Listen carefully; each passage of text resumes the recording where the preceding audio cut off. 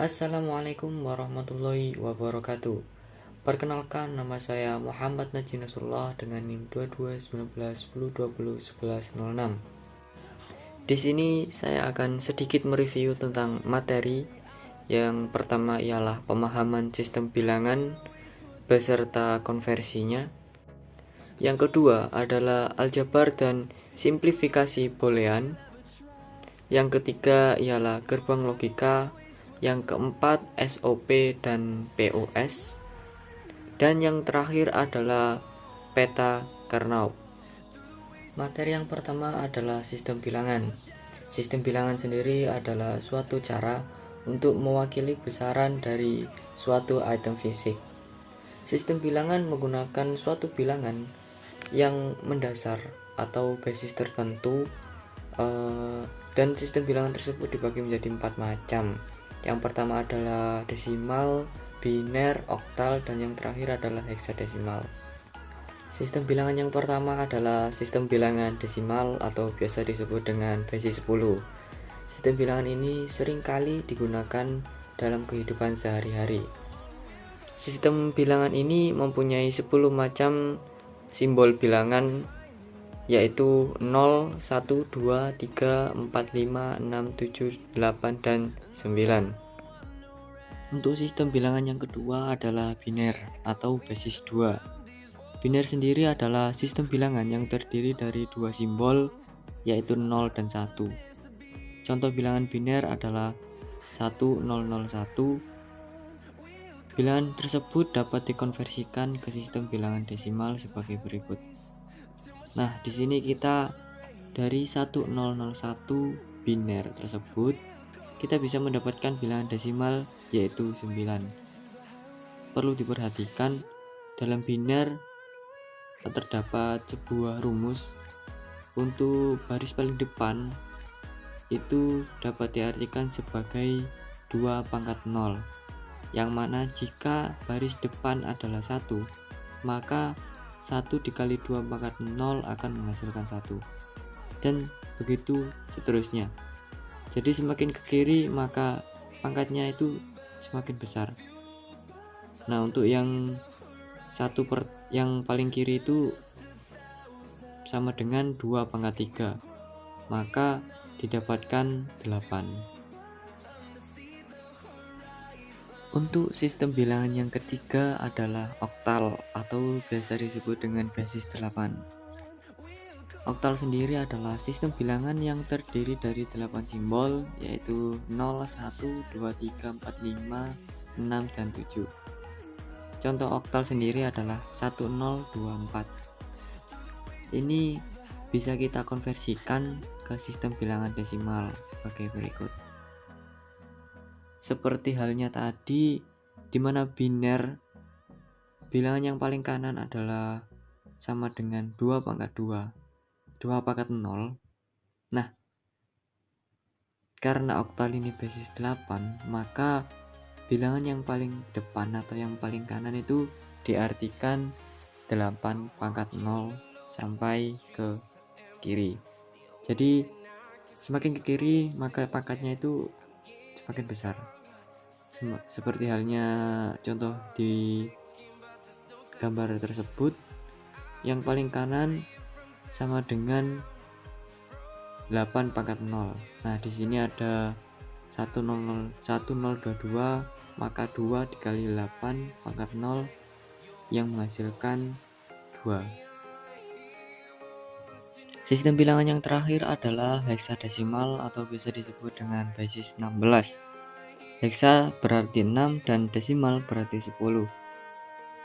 Atau bilangan yang terdiri dari 16 simbol, yaitu 0 sampai 15. Tapi dari simbol 10 sampai 15 itu dilambangkan dengan huruf A sampai F. Pada sistem bilangan heksadesimal memadukan dua unsur, yaitu angka dan huruf. Seperti hal yang saya ucapkan tadi, huruf A mewakili 10, huruf B mewakili 11, dan seterusnya sampai huruf F mewakili angka 15. Nah, pada contoh heksadesimal di sini itu menggunakan F3D4.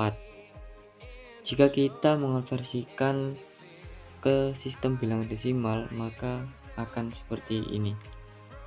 Seperti yang sebelum-sebelumnya, jika biner, angka yang paling kanan adalah 2 pangkat 0, terus oktal adalah 8 pangkat 0.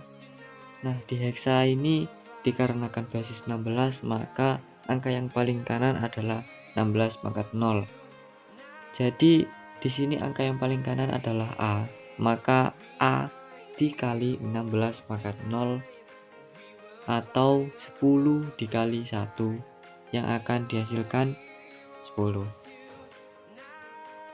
Untuk bawah-bawahnya itu tetap seperti itu, dan semakin ke kiri itu pangkatnya semakin besar. Untuk materi yang kedua adalah aljabar boolean. Aljabar boolean adalah cabang matematika yang berfokus pada logika biner, yaitu sistem di mana hanya terdapat dua nilai yang mungkin, benar atau salah, atau biasa yang disebut 1 atau 0, hidup atau mati, dan sebagainya. Aljabar boolean sering digunakan dalam bidang teknologi informasi seperti dalam desain sirkuit digital, komputasi paralel, dan pemrograman. Contoh sederhana adalah sebuah persamaan boolean. Misalnya, persamaan boolean berikut ini A, N, B merupakan persamaan yang menggunakan operator N. Dalam aljabar boolean, operator N akan menghasilkan nilai benar atau 1 hanya jika kedua variabel A dan B bernilai benar atau 1. Dengan kata lain, persamaan tersebut hanya akan bernilai benar jika kedua variabel memiliki nilai benar secara bersamaan. Untuk materi yang ketiga adalah gerbang logika. Gerbang logika atau logic gate adalah sebuah komponen elektronik dasar yang digunakan untuk melakukan operasi logika dalam sistem digital. Gerbang logika menerima satu atau lebih sinyal input yang menghasilkan sinyal output berdasarkan fungsi logika tertentu. Gerbang logika dibagi beberapa jenis. Yang pertama adalah gerbang N. Gerbang N menghasilkan sinyal output yang hanya aktif jika semua sinyal input aktif. Gerbang OR menghasilkan sinyal output yang aktif jika salah satu atau lebih sinyal input aktif. Gerbang NOT menghasilkan sinyal output yang merupakan kebalikan dari sinyal input.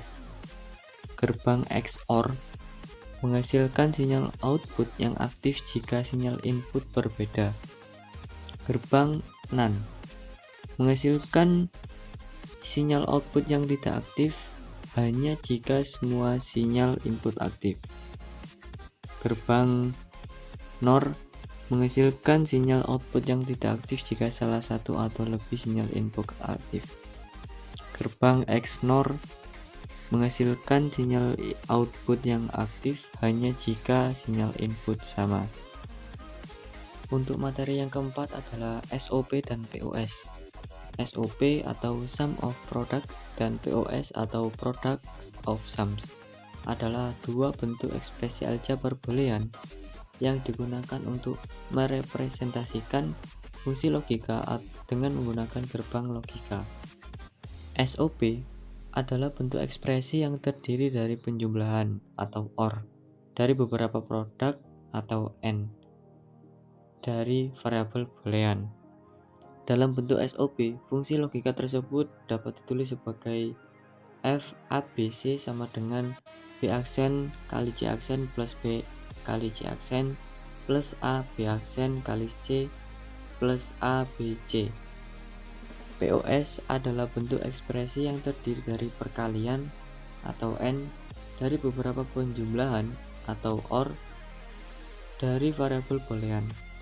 Dengan menggunakan contoh fungsi logika yang sama, bentuk POS dari fungsi logika tersebut adalah F ABC sama dengan A plus B plus C aksen dikali A plus B aksen kali C dikali A aksen dikali B A aksen plus B plus C dikali A aksen plus B aksen plus C. SOP dan POS adalah dua bentuk ekspresi yang ekivalen dan dapat saling diubah satu sama lain dengan menggunakan hukum-hukum aljabar boolean seperti hukum De Morgan, distributif, asosiatif, dan komutatif. Pemilihan bentuk ekspresi yang tepat dapat membantu dalam analisis dan optimasi rangkaian digital. Untuk materi yang terakhir adalah peta Carnot. Peta Carnot adalah alat analisis yang digunakan untuk mempermudah optimasi fungsi logika dengan menggunakan metode diagram. Peta Carnot biasanya digunakan untuk fungsi logika dengan 2, 3, atau 4 variabel boolean, dan terdapat perbedaan dalam jumlah sel-sel pada peta Carnot yang digunakan untuk masing-masing jumlah variabel boolean tersebut. Berikut adalah perbedaan peta Carnot untuk fungsi logika dengan 2, 3, atau 4 variabel boolean. Peta Carnot untuk fungsi logika dengan 2 variabel boolean memiliki 4 sel yang terdiri dari kombinasi input 00, 01, 11, dan 10.